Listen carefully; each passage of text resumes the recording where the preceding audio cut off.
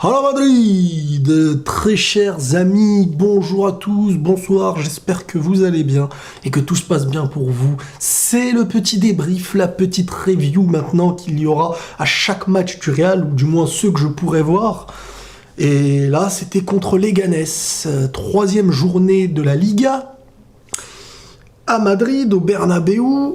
Je me demandais comment le Real allait continuer, j'ai envie de dire, son début de championnat qui est réussi, avec le nouveau coach, sans Ronaldo, avec Karim Benzema qui commençait à reprendre confiance, Gareth Bale En fait, tout est un petit peu bon, j'ai envie de dire, là, parce que Gareth Bale prend le rôle qu'on lui demande, il marque ses buts, les buts dans les moments importants en plus, tu vois, le premier, etc.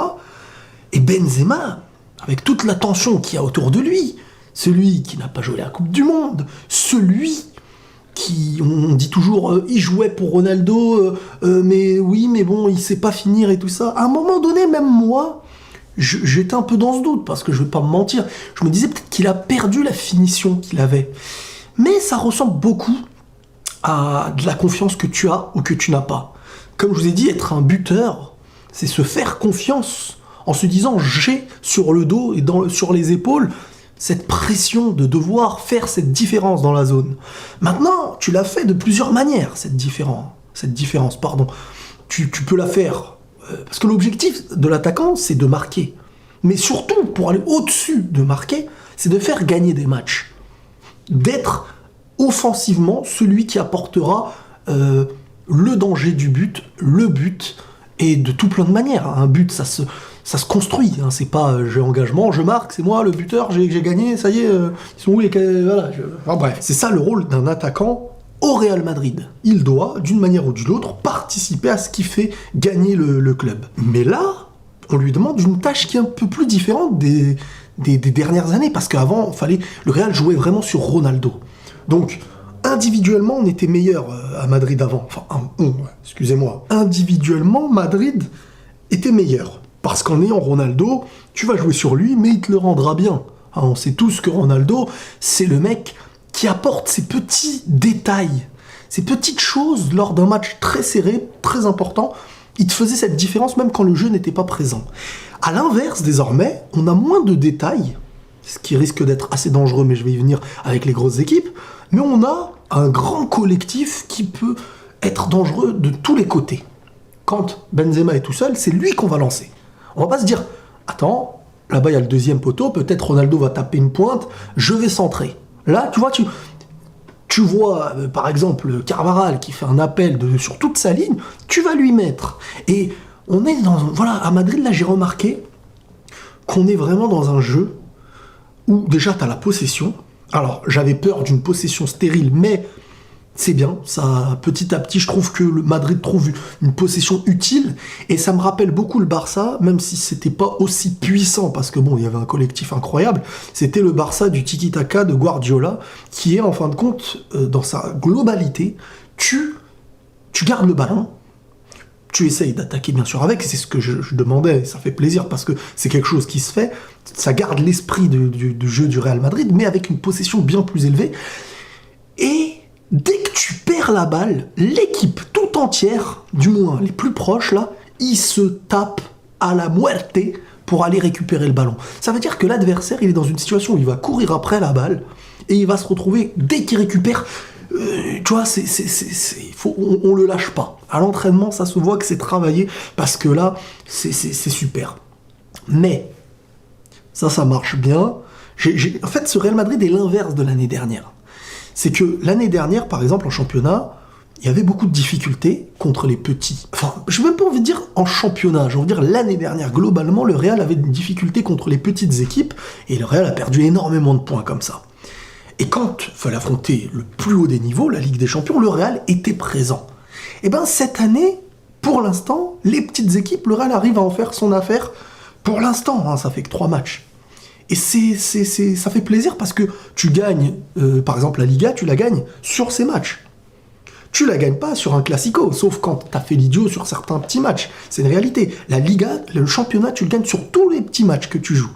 Faire l'idiot dans un petit match, c'est pire que faire l'idiot dans un match contre le Barça. Je parle au niveau comptable, hein, comptabilité des points et tout ça. Bien entendu, il y a l'honneur d'un Real Madrid qui ne veut pas perdre un Classico, etc.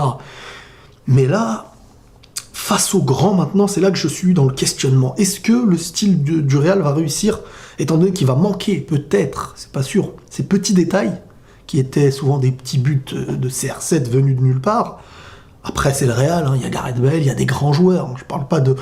Mais ces détails-là, j'aimerais bien voir dans les gros matchs qu'est-ce que ça va donner dans environ 2-3 mois, après que l'équipe ait vraiment fait huiler un peu bien selon son jeu et son habitude et son équilibre. Voilà mon premier questionnement. Satisfait contre les plus petites équipes que j'ai vues, un peu moins contre les grosses équipes que j'ai pu voir dès le début, par exemple contre l'Atlético, même si le Real avait très bien commencé et qui se sont relâchés ensuite, qu'il y a eu un coaching qui n'a pas été le meilleur à mes yeux. Quand t'as fait sortir Casemiro, tout était chamboulé. Voilà, on y voit l'importance. Bon, là, on a fait l'équipe titulaire. J'ai envie de dire, c'était peut-être l'équipe type. À voir Isco et Asensio, comment ça va tourner entre eux. Mais comme je vous ai dit, hein, Isco, la dernière fois, je ne l'ai pas senti dans son match. Et on le voit aujourd'hui, avec le retour de Modric, c'est Isco qui en fait les frais pour le moment. Donc ça a l'air de marcher assez bien avec cette compo qui est la basique. Hein. C'est clairement la titulaire, je pense. Benzema fait fermer les bouches un petit peu de ceux qui disaient qu'il était cuit, qu'il ne marquerait pas de but. Certains viendront quand même me dire aussi... Oui, Meriles, attention, Benzema a marqué contre des faibles. Oui, les amis, je suis désolé, mais pour être meilleur buteur, c'est pas marquer 40 buts contre le Barça, c'est des buts additionnés contre plein de petites équipes. C'est ça qui fait de toi être un meilleur buteur sur une saison. Et là, ça fait plaisir, je crois qu'il a 4 buts en 3 matchs. Gareth Bale et lui, devant, ça fonctionne, comme on l'a vu en pré-saison. C'est vraiment beau, c'est huilé, l'équipe est pas mal. J'aimerais bien voir Vinicius quand même cette saison un petit peu, même si on veut le rentrer dans le bain sans trop de pression, petit à petit. C'est Bayos qui joue bien. Lopetegui, hein, franchement, pour l'instant, le coach, là, il fait un travail qui est très espagnol. C'est un travail très, très espagnol, mais dans le bon sens du terme. Alors, je reste, comme je vous le dis, hein, parce que vous allez venir me le dire, ça aussi, je vous connais. Là, c'est contre les petites équipes. Faut analyser ce match-là de match contre petites équipes. J'ai toujours l'inquiétude face aux grandes équipes, qu'on verra par la suite. Le collectif est meilleur, je trouve, déjà, de ce que je vois, parce que tu seras toujours moins en danger quand t'as le ballon. Si tu l'as à 90% du match, t'es en danger sur les 10%. Et là, on y vient, les amis. Les 10%, ça a été la première balle dans la zone de Madrid qui a été un danger, qui a donné un penalty. Défensivement, c'est...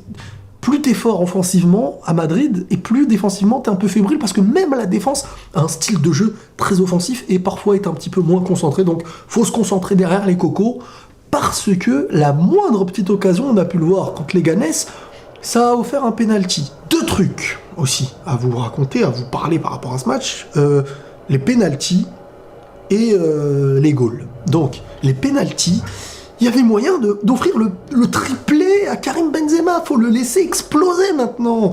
Offre-lui ce petit ego de Ramos qui veut tirer tous les pénaux, bien que là, il a l'air de les tirer terriblement bien. Je suis d'accord, les copains. Mais à un moment donné, bon, t'es pas attaquant. Je peux comprendre, l'attaquant a mis un doublé, t'es un autre attaquant à côté, t'es Gareth Bale, tu lui demandes. Y a aucun problème. Mais là, t'es Ramos, t'es défenseur. Laisse l'attaquant continuer son explosivité. Là, il met un triplé, ce serait incroyable. Doublé, triplé, il est bien dans sa peau, le mec. Mais bon, c'est pas grave, il est quand même super bien là dans le match. Et Ramos qui aussi, qui tire son péno proprement et tout ça. Mais c'est dommage. Mais bon, il y a du respect aussi pour Ramos. Et les goals, parce que très souvent on me retombe dessus parce qu'on me dit je ne parle pas assez des goals. Donc c'est vrai, je m'en excuse les amis.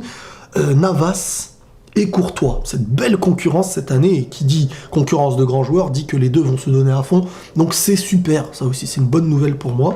Je suis très content qu'on respecte Navas, et qu'on ne le jette pas comme une vulgaire chaussette, comme Madrid avait l'habitude de le faire habituellement avec les joueurs. En fait, c'est comme des joueurs, c'est pas un goal par saison, ou un goal par compétition, Là, c'est comme des joueurs au milieu qui sont en concurrence et qui tournent. Un jour, vous verrez Courtois, un jour, vous verrez Navas. C'est sympa, c'est une concurrence sympa aussi au niveau des goals. Perso, pour le moment, je préfère Navas. Plus d'expérience au Real Madrid. Il a gagné 3 Ligues des Champions avec Madrid. Il a sauvé le club en Ligue des Champions. Il fait une très belle Coupe du Monde dans ses cages, dans certains matchs. Je parle pas d'aller en finale et tout. très rassurant pour l'instant, et en plus il concorde mieux pour moi à un style espagnol. C'est un goal pour moi, il peut se manger peut-être des grosses frappes de loin, mi-hauteur et hauteur. Courtois serait meilleur sur le jeu en hauteur dans les cages, mais en termes de vivacité et d'arrêt en 1 contre 1, etc., je préfère clairement Navas. Il est trop vif. Et Courtois, il est trop lent, je trouve. Courtois, c'est un goal grand, il est très grand, il est lent. Le jeu en dessous de la ceinture, comme on dit, au niveau de ses jambes et les tirs au sol, ça va être très dur pour lui. Et parfois, j'ai bien peur qu'il puisse être très fébrile et se manger des petites boulettes avec la pression du Real Madrid qui peut exister. Hein. Parce que là, il est dans un club où je pense pas qu'il a connu plus grande pression dans sa carrière. Il a joué, bien sûr, il a de l'expérience, il a joué à l'Atlético, il a joué à Chelsea et en Belgique en Coupe du Monde. Mais là, à Madrid, c'est totalement différent.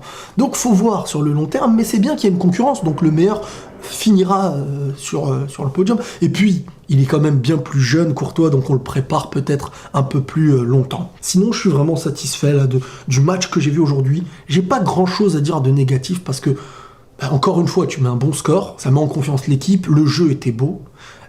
Sans le ballon, la récupération se fait très vite. À voir contre des équipes de niveau assez similaire ou de gros niveau. Et on en reparlera la prochaine fois, les amis. Ça fait plaisir. À la Madrid! Et la paix sur vous!